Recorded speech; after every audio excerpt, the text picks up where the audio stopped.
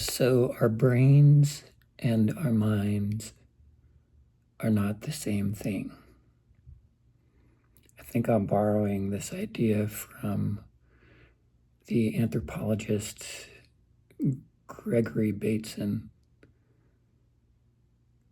While our brain is, I'd imagine for most of us, in our own individual head, our mind extends past that. And we think with both our brain, but also our mind. How does it extend? Well, our mind extends into the mediated world around us. It extends into things like our tools, our artifacts, our culture, our language. All of these help us think. We don't just think inside. I'd imagine the same goes for feeling. And,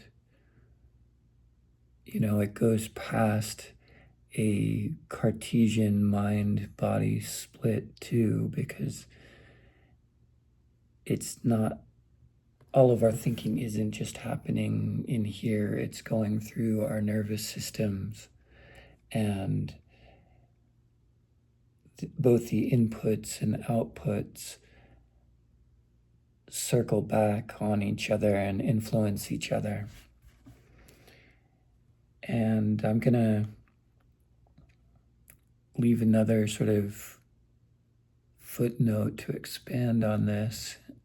And I'm going to jump back to Marshall McLuhan, who I think I mentioned earlier this week. Marshall McLuhan believed that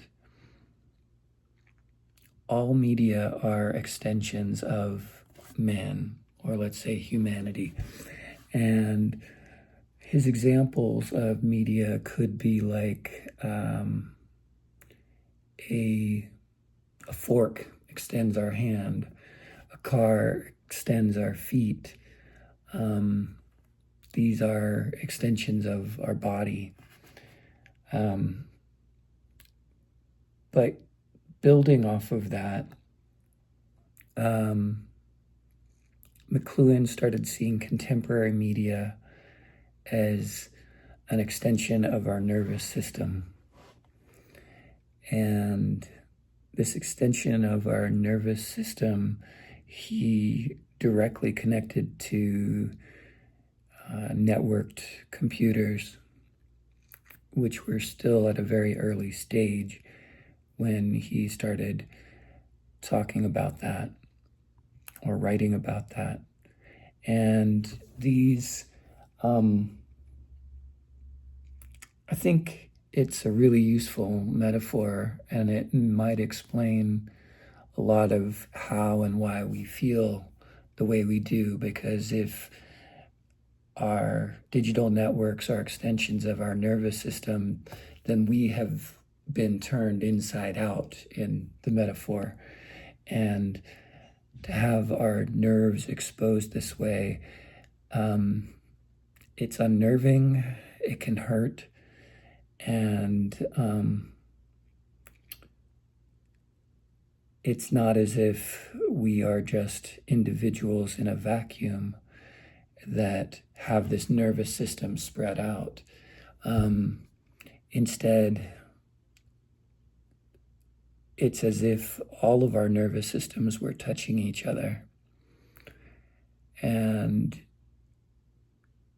one way we do that is through talking or writing or making art. And I think one of the reasons why recently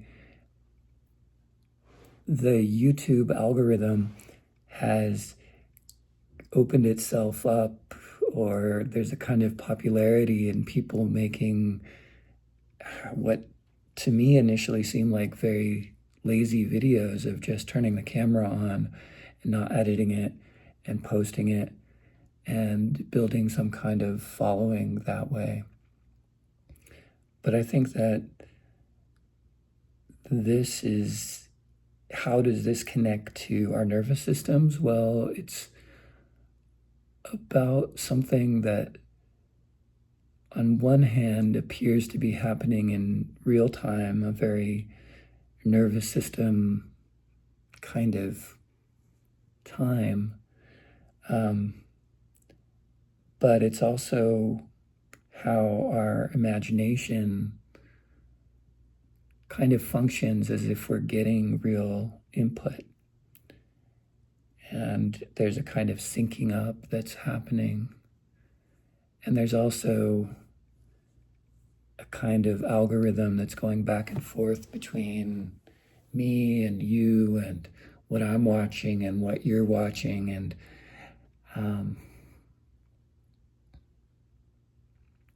I don't know how much further I want to build this idea out today.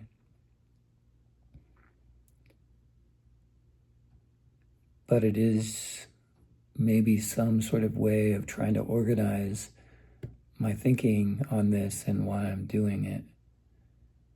And